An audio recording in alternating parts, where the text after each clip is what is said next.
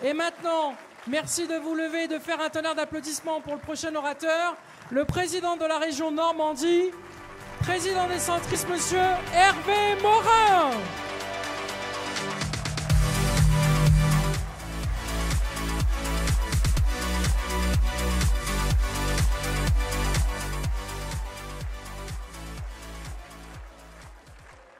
Bien.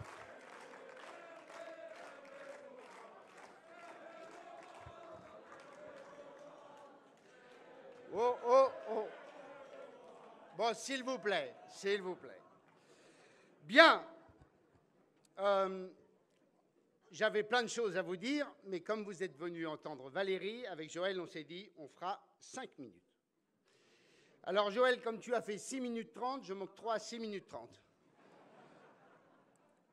Je voudrais tout d'abord, Valérie, te souhaiter la bienvenue en Normandie. Valérie, la Normandie, c'est la terre des conquérants. Et à chaque fois qu'un conquérant est au combat, on sait qu'il va gagner. Eh bien, Valérie, ta présence aujourd'hui à Caen, c'est celle d'une femme qui, dans moins de 2 mois, sera à la tête de notre pays.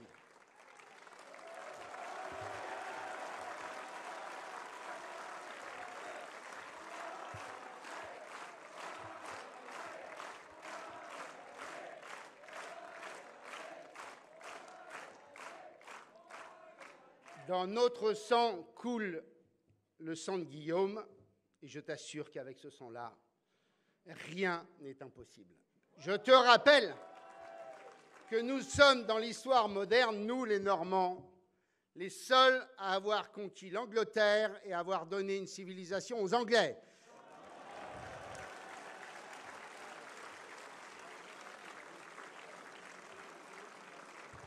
Et donc, il fallait que tu sois là à Caen aujourd'hui. Et je voudrais, mesdames et messieurs, pendant ces 5 minutes, simplement évoquer, pardon, ça ne sera pas forcément très cohérent dans la construction du discours, mais trois points. Le premier, pourquoi il est urgent que ça change? Parce que je voudrais simplement vous faire partager un seul constat. Mesdames et messieurs, dans quel état est notre pays?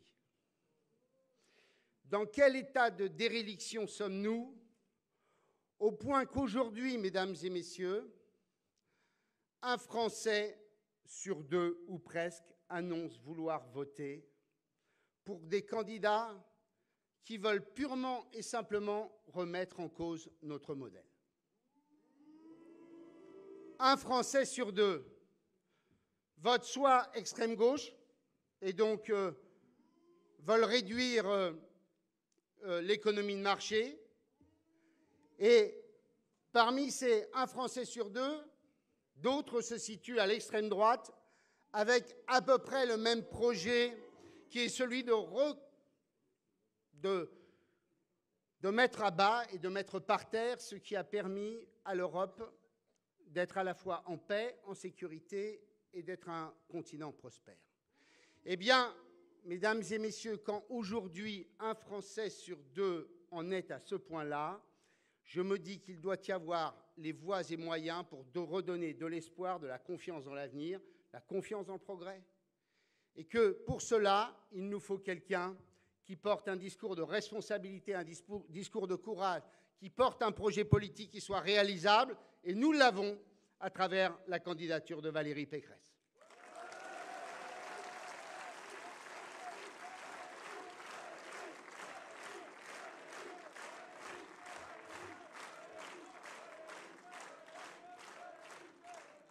Mesdames et messieurs, Joël a évoqué la question ukrainienne. Je voudrais tout d'abord, comme vous, partager cette idée qu'elle peut être la folie d'un homme au point de considérer, de mettre en danger l'ordre international et la paix dans le monde à travers cette idée folle qui est celle de reconquérir des espaces qui ont appartenu dans d'autres temps à la Grande Russie. Au-delà de ça, mesdames et messieurs, je voudrais tout de même que nous mesurions quelque chose de simple. C'est jusqu'où allons-nous aller dans notre capacité à accepter l'inacceptable. Bien entendu, aucun d'entre nous ne souhaite ou ne dirait vouloir mourir pour l'Ukraine, comme on a su dire à une autre époque que personne ne voulait mourir pour Danzig. Mais, mesdames et messieurs, quand on veut bien examiner les 20 dernières années, le projet de Poutine, ça a été l'Ossétie du Sud et la Géorgie, ça a été la Crimée, c'est aujourd'hui pas simplement le Donbass, mais la totalité de l'Ukraine. Et j'allais dire, jusqu'où ira-t-il? Et il nous appartient à nous, occidentaux, et à nous, européens, de clairement affirmer une chose simple: il ne saurait y avoir d'autre lâcheté pour les Occidentaux.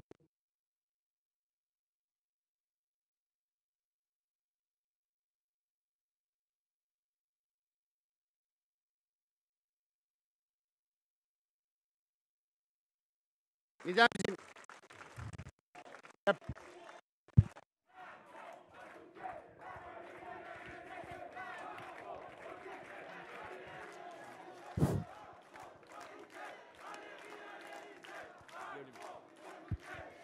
Bien.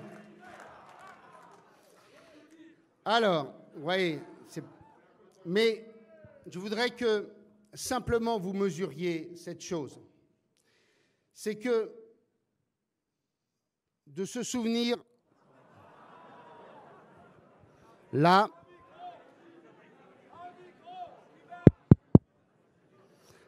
bien, il y a un faux contact quelque part? Bien. Je voudrais, mesdames et messieurs, c'est facile de faire un discours dans ces conditions. Je voudrais simplement, mesdames et messieurs, vous dire que, comme l'a évoqué Joël dans son discours, moi je me souviens ce qu'ont pu dire un certain nombre de candidats à l'élection présidentielle. J'ai entendu l'un des candidats expliquer qu'il rêvait d'un Poutine pour la France. Je n'ai pas oublié que pour une autre candidate, ses moyens de financement, elle va les chercher en Russie. Et je n'oublie pas non plus les déclarations de M. Mélenchon concernant aussi la relation entre la Russie et le monde occidental et globalement en nous imputant la responsabilité de la situation actuelle. Je n'oublie pas non plus ceux qui ont déclaré il y a encore peu de temps que l'Alliance atlantique était morte. Mesdames et messieurs, je voudrais juste vous dire une chose sur cette question.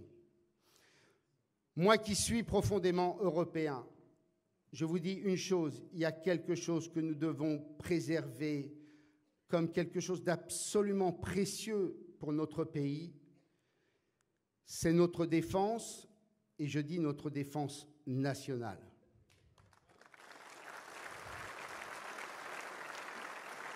Malheureusement, mesdames et messieurs, ceux qui vous racontent qu'il y aurait un jour ou qu'il y aura un jour une défense européenne vous racontent des histoires. Il n'y a aucune volonté en Europe de bâtir une Europe puissance. Il y a en Europe nombre de pays qui ont démissionné sur les questions de défense, de souveraineté et d'être en capacité d'assurer par elles-mêmes sa sécurité. Tous ces pays qui forment nos alliés, qui sont nos amis au sein de l'Union européenne, sont souvent, et je l'ai souvent constaté, à la limite parfois des pires moments de l'histoire en termes de volonté. Je pense à l'esprit de Munich. Et pour moi, s'il y a bien quelque chose que le peuple français doit garder comme une clé majeure, comme quelque chose suffisamment précieux pour ne jamais le confier à d'autres, c'est sa défense et c'est son ultime sécurité. Et donc, mesdames et messieurs, ne vous faites pas berner par des idées qui n'existent pas, qui est celle d'une défense européenne qui, à 27, serait capable d'assurer la contrepartie Ah, la menace russe, ce schéma n'existe pas. À chaque fois que la France a voulu avancer, et je l'ai vécu quand j'étais au gouvernement de Nicolas Sarkozy, à chaque fois que la France a voulu progresser sur ces questions avec les pays européens, elle n'a jamais trouvé personne en face.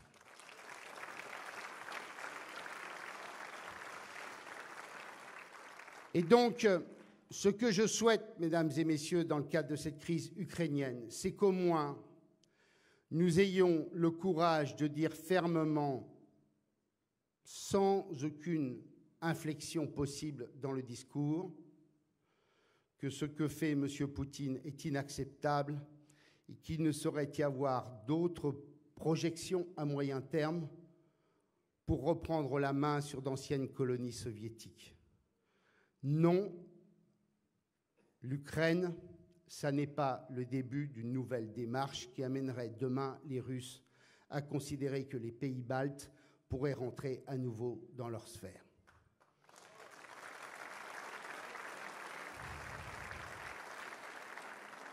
Et quoi qu'il en coûte pour nous, et quoi qu'il en coûte pour nous, et quoi qu'il en coûte pour le confort de notre vie quotidienne dans les prochains mois, nous devons accepter de procéder aux sanctions qui s'imposent, même si pour nos compatriotes, cela peut avoir un coût, car il y a un coût plus lourd qui est celui, un jour, de perdre la paix et la sécurité.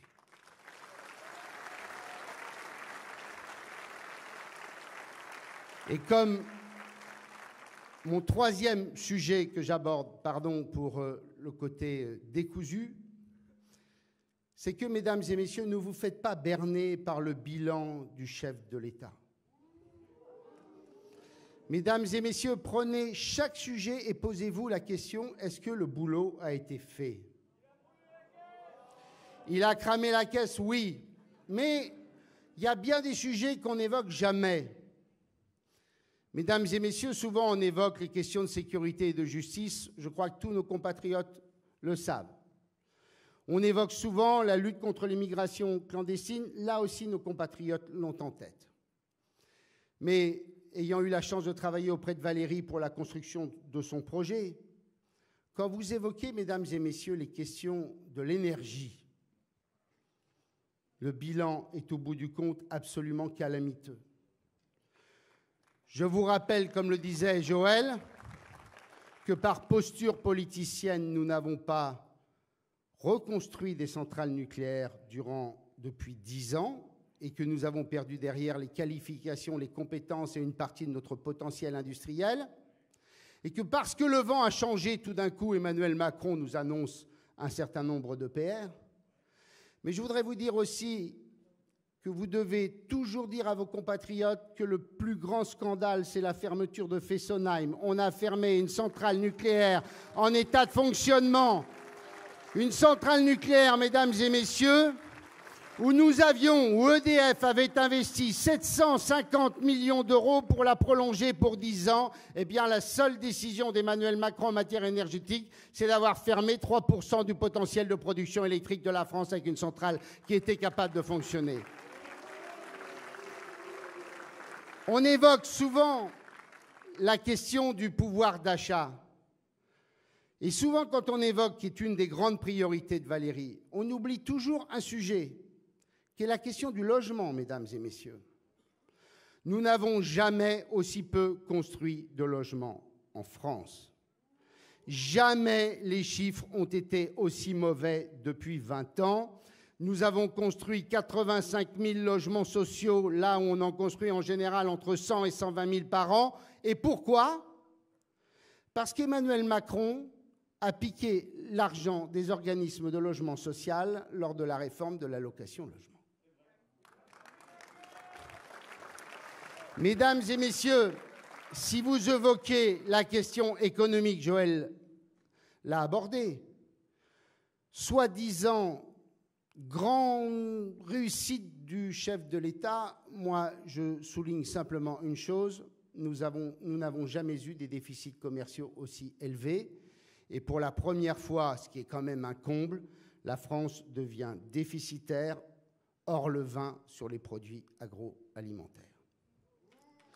et vous pourriez prendre sujet après sujet, vous constateriez qu'au bout du compte, le bilan d'Emmanuel Macron est bien faible. Eh bien, mesdames et messieurs, je voudrais simplement vous dire ça. J'ai quelques cheveux gris, j'ai vécu d'autres campagnes électorales, on a rappelé mon passé, et j'ai été en charge d'un programme d'un autre candidat, il y a une quinzaine d'années. Vous voyez de qui je veux parler.